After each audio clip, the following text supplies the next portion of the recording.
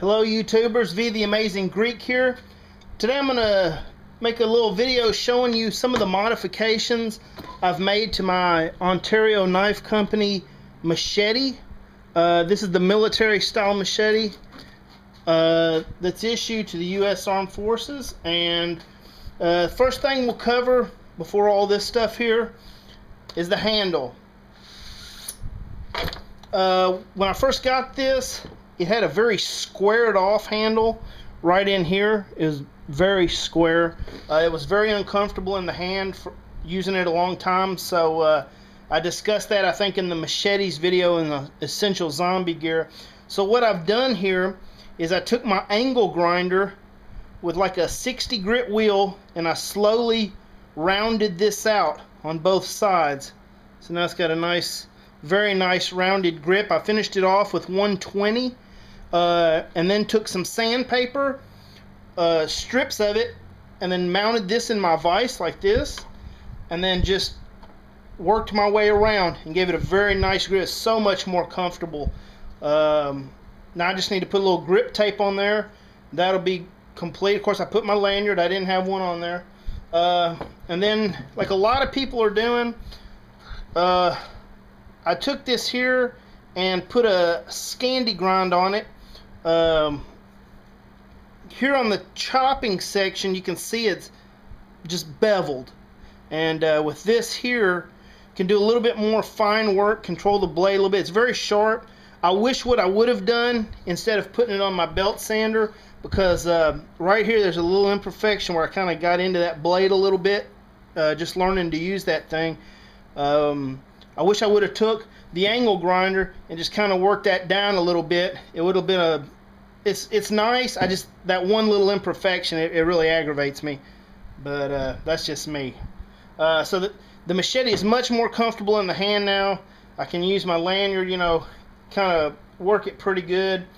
And then of course I made some modifications to the sheath. These are by no means my invention. The Ranger bands and everything, this idea came from watching Dave Canerbury, one of the two guys. He's the military guy on Duel Survival. He had shown what he did to his machete, and it was just, when I saw it, I was like, oh my god, that's so freaking smart. I have to do that. So what we've done is, last video I showed you guys, I bought an inner tube for a bike, or not a bike, but a wheel. It was a 10-inch diameter tube, and what I've done is I took my scissors and cut me some strips. And these are typically called Ranger bands. What they do is they bind your gear, reduce noise, things like that, hold things in place. So I cut me out, let's see, 1, 2, 3, 4, 5, 6, 7, 8. I cut 8 of them out and started lashing gear on here. Right here I have one of the new magnesium fire starters I got from Harbor Freight. They're only like $3, not on sale. And I just went to the military surplus store yesterday, and they jacked the price up another $1.75. So now they're like $10 around here, $8 at Walmart, and I'm not paying that. So we have our magnesium fire starter, and all this stuff, it doesn't really move, but it's easy to get out, you know, just like that. Has its own striker, so I don't have to worry about using the machete for it. So I got that in there. Got the whistle I bought because I didn't have a whistle mounted anywhere. All this stuff you can just put right back, no big deal. And I used the 2 bands. You can do it the way you want. I had it at first one big strip, but I didn't care for that. I felt like it limited some of the way I could mount some of this stuff. Then of course I've got me a knife. It's a little small folding knife. It's a Victorinox, and this knife right here, I really like it. Not only does it have the surgical steel blade, it doesn't lock. This particular model doesn't. Has the regular blade, but then of course what's important, it's got the saw on it. Of course you got the machete so you can chop things down, but the saw blade, and always on the Victorinox knives, I love them. You can do some fine cutting, you know, traps, things like that. And of course it's got the awl. I love the awl. That is a very important, very useful tool to have, in my opinion, because I use it a lot. I don't know how much other people use it. And then of course I've got a whetstone here for sharpening. And on the back, what I've done is I followed his advice. I took 2 large garbage bags. I didn't have orange.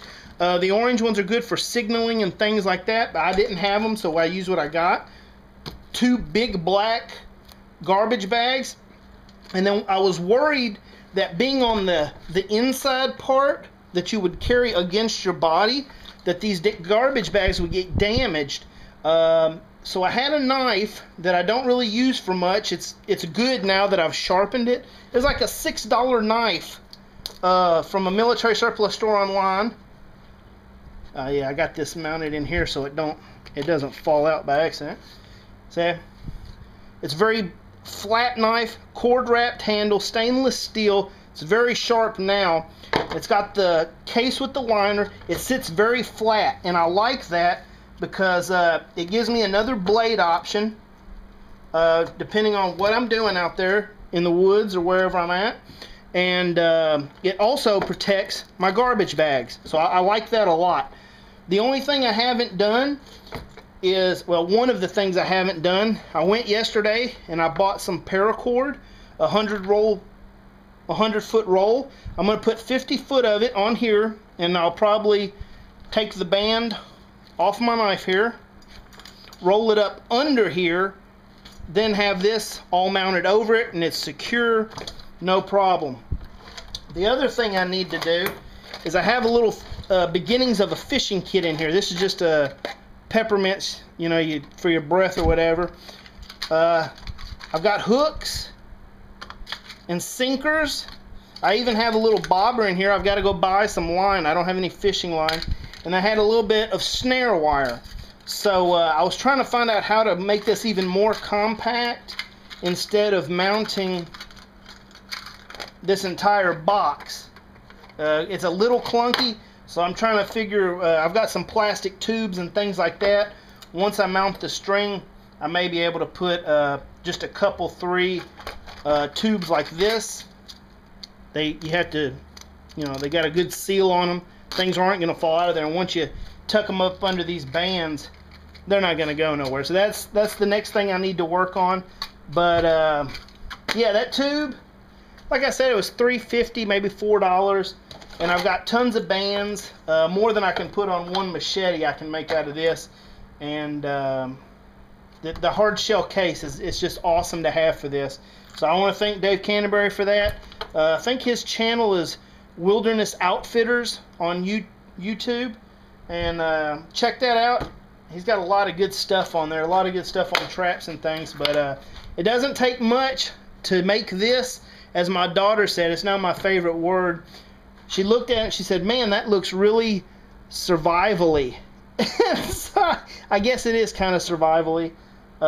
One other thing, yeah, I've got a waterproof flashlight. I was thinking that could go anywhere also, because it's good to have, you know, just real quick if you need the light. Of course, I'd probably have to store spare battery in a little plastic tube again, one of them round ones, so it doesn't, you know, you don't wear it out just sitting in the flashlight. But easy to do, cheap to do. I'm sure all of you got a pocket knife and a stone, an extra one.